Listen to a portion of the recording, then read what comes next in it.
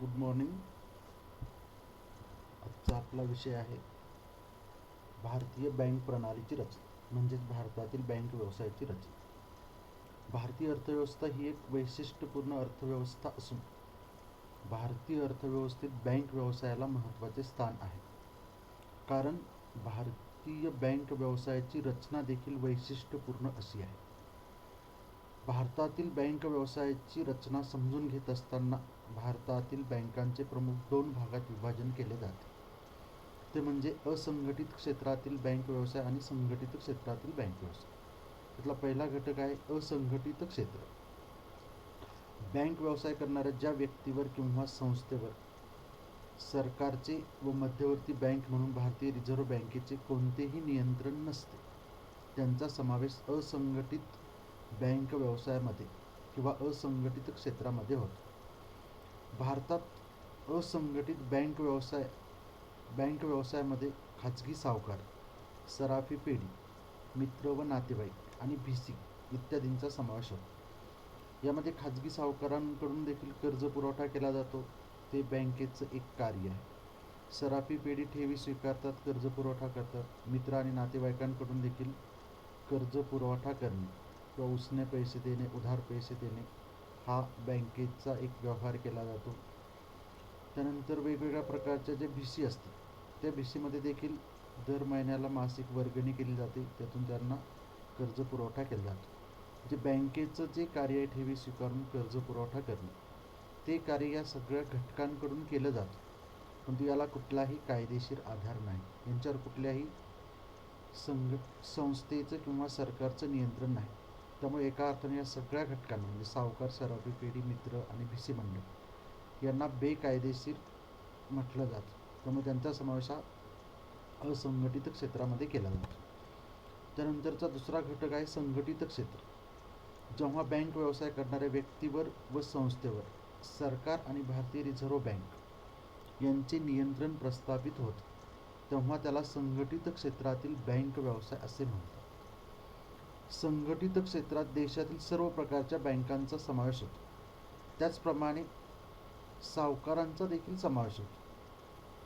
ज्या सावकाराकडे सावकारी व्यवहार करण्याचा म्हणजेच कर्ज पुरवठा करण्याचा शासनाने दिलेला परवाना असेल, त्याचा समावेश संघटित क्षेत्रामध्ये केला जातो. आणि ज्या व्यक्तीकडे कुठल्याही प्रकारचा कर्ज व्यवहार करण्याचा परवाना नसेल, अशा खाजगी सावकारांचा समावेश असंघटित क्षेत्रामध्ये केला जातो. या सर्व प्रकारच्या बँकांवर देशाची मध्यवर्ती बँक म्हणून भारतीय रिझर्व्ह बँकेला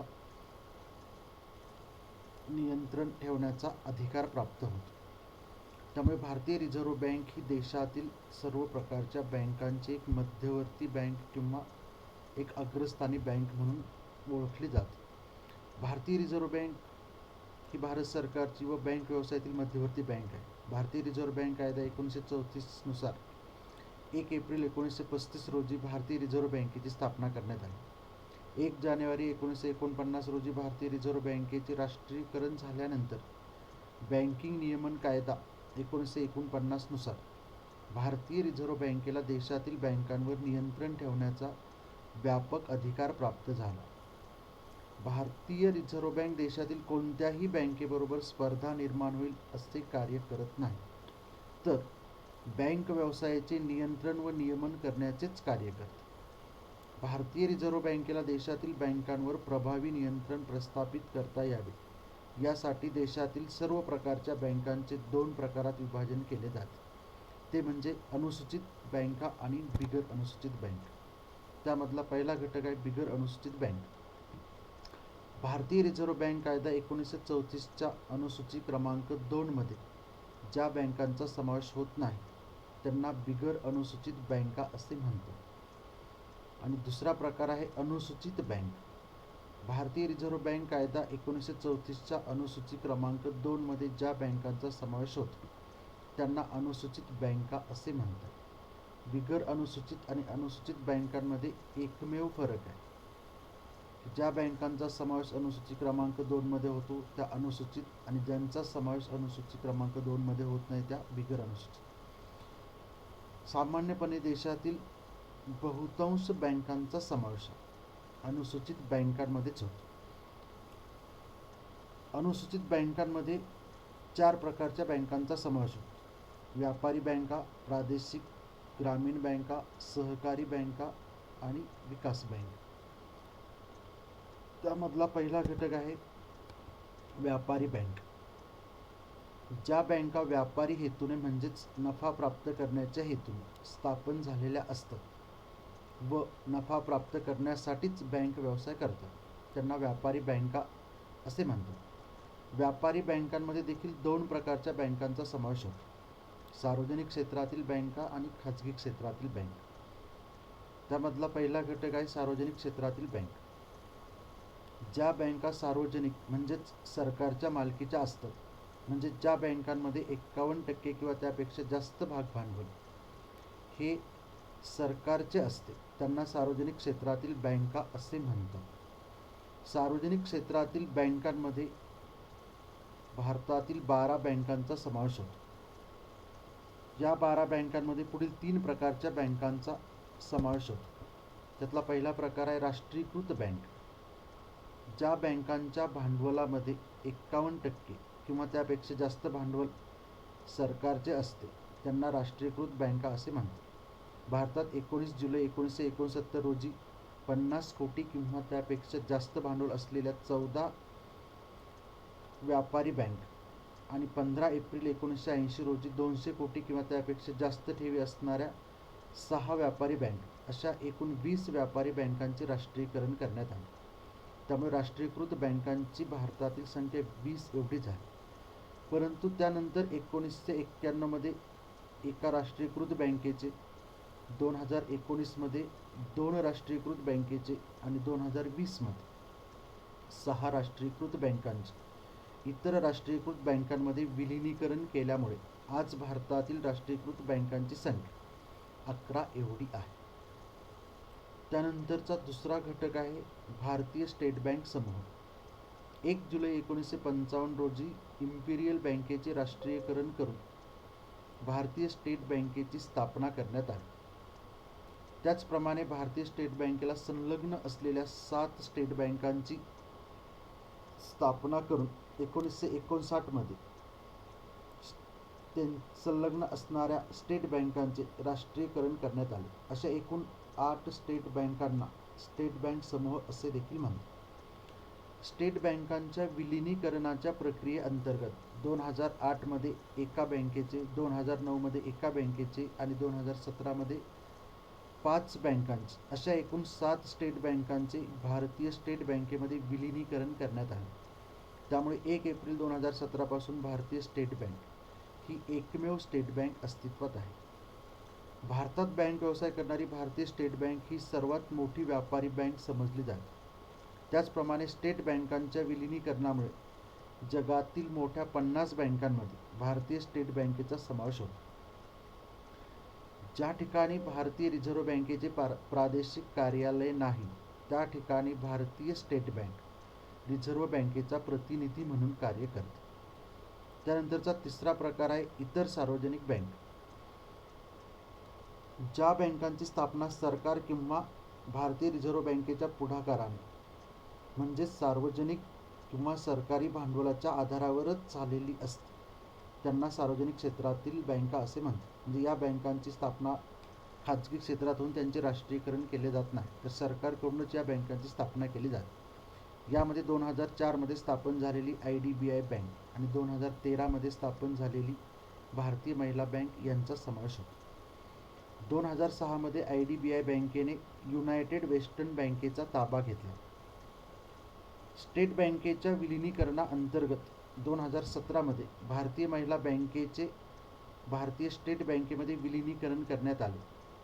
तर 2018 मध्ये प्राप्त झालेल्या परवानगीनुसार 21 जानेवारी 2019 रोजी भारतीय आयुर्विमा महामंडळ म्हणजे LIC ने IDBI बँकेचा 51% मालकी हक्क प्राप्त केला. त्यामुळे भारत सरकारचा मालकी हक्क 46.46% एवढा झाला. त्यानुसार भारतीय रिझर्व्ह बँकेने 21 जानेवारी 2019 पासून IDBI बँकेचा समावेश खाजगी क्षेत्रातील बँकेमध्ये झाला असल्याचे जाहीर केले आहे. त्यामुळे आज इतर सार्वजनिक क्षेत्रातील बँकांमध्ये एकही बँक अस्तित्वात नाही. त्यानंतरचा घटक आहे खाजगी बँक. ज्या बँकेचा मालकी हक्क खाजगी व्यक्ती किंवा व्यक्ती समूहाकडे असतो त्याला खाजगी बँक असे म्हणतात. भारतातील खाजगी बँकांचे देखील दोन प्रकारात वर्गीकरण केले जाते, ते म्हणजे भारतीय बँका आणि विदेशी बँक. त्यातला पहिला घटक आहे भारतीय बँक. ज्या खाजगी बँकेची स्थापना भारतात झालेली असते व मुख्य कार्यालय भारतातच असते अशा बँकांना भारतीय खाजगी बँका असे म्हणतात. आज भारतात 22 भारतीय खाजगी बँका कार्यरत असून त्यांचे देखील दोन प्रकारात वर्गीकरण केले जाते, ते म्हणजे जुन्या खाजगी बँका आणि नवीन खाजगी बँका. जुन्या खाजगी बँका म्हणजे ज्या खाजगी बँकांची स्थापना 1990 पूर्वी झालेली असून त्या आजही भारतात बँक व्यवसाय करतात, त्यांना जुन्या खाजगी बँका असे म्हणतात. भारतात आज एकूण 13 जुन्या खाजगी बँका कार्यरत आहेत. त्यामध्ये city union bank limited, Dhanlaxmi bank limited, federal bank limited, Karnataka bank limited, Lakshmi Vilas bank limited, RBL म्हणजेच पूर्वीची रत्नाकर बँक लिमिटेड इत्यादी बँकांचा समावेश होतो. त्यानंतरचं नवीन खाजगी बँक. भारतातील ज्या खाजगी बँकांची स्थापना 1991 नंतर म्हणजेच भारताने खाजगीकरण, उदारीकरण व जागतिकीकरणाचा स्वीकार केल्यानंतरच्या कालावधीत झाली आहे त्यांना नवीन खाजगी बँका असे म्हणतात. भारतात आज एकूण 9 नवीन खाजगी बँका कार्यरत आहेत. त्यामध्ये Axis bank, Bandhan bank, HDFC bank, ICICI bank, IDFC bank, IDBI bank, IndusInd bank, Kotak Mahindra bank आणि येस बँक इत्यादी बँकांचा समावेश होतो. त्यानंतर खाजगी बँकांमध्ये दुसरा प्रकार आहे विदेशी बँक. ज्या बँकेची स्थापना विदेशात किंवा परकीय राष्ट्रात झालेली असते आणि त्या बँकेचे मुख्य कार्यालय विदेशात असून ती बँक भारतात बँक व्यवसाय करते त्या बँकेला विदेशी बँक असे म्हणतात. भारतात आज एकूण 81 विदेशी बँका कार्यरत आहेत. त्यापैकी 44 विदेशी बँका भारतात आपली बँक शाखा स्थापन करून बँक व्यवसाय करत आहेत. त्यामध्ये AB बँक आहे, अमेरिकन एक्सप्रेस बँक आहे, त्यानंतर बँक ऑफ अमेरिका आहे, बँक ऑफ चायना आहे, बँक ऑफ सिलोन आहे, CTBC बँक आहे इत्यादी बँकांचा त्यामध्ये समावेश आहे. त्यानंतर भारतात 37 विदेशी बँका आपले प्रातिनिधिक कार्यालय स्थापन करून बँक व्यवसाय करत आहेत. त्यामध्ये CIMB बँक आहे, त्यानंतर DNB बँक आहे. यामध्ये अशा एकूण 37 बँक आहेत. त्यानंतरचा घटक आहे प्रादेशिक ग्रामीण बँक. प्रादेशिक ग्रामीण बँकांविषयीची सविस्तर चर्चा आपण भारतातील बँक व्यवसायाची उत्क्रांती या घटकामध्ये स्वातंत्र्यप्राप्तीनंतरची भारतातील बँक व्यवसायाची उत्क्रांती यामध्ये केलेली आहे. तर प्रादेशिक ग्रामीण बँकांची स्थापना ही 2 ऑक्टोबर 1975 साली झाली. त्यानंतर प्रादेशिक ग्रामीण बँकांच्या स्थापनेमध्ये वाढ होऊन 196 प्रादेशिक ग्रामीण बँकांची स्थापना झाली. परंतु अलीकडील काळात प्रादेशिक ग्रामीण बँकांच्या एकत्रीकरण व विलिनीकरणामुळे भारतातील आज असणारी प्रादेशिक ग्रामीण बँकांची संख्या 43 एवढी आहे.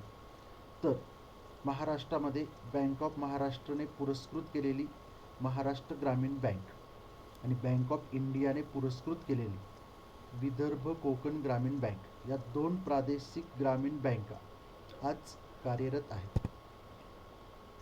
आत्तापर्यंत आपण बँक प्रणालीची रचना बघितली, त्यामध्ये हे त्याचा एक चार्ट तयार होतो. भारतीय बँक प्रणालीची संरचना. इथं संघटित क्षेत्र, असंघटित क्षेत्र. असंघटित क्षेत्रामध्ये खाजगी सावकार, सराफी, पेढी, मित्र, नातेवाईक आणि भेशी मंडळ. संघटित क्षेत्रामध्ये भारतीय रिझर्व्ह बँक. त्यामध्ये 2 प्रकार येतात, अनुसूचित बँका आणि बिगर अनुसूचित बँका. अनुसूचित बँकांमध्ये व्यापारी बँका, प्रादेशिक ग्रामीण बँका, सहकारी बँका आणि विकास बँक.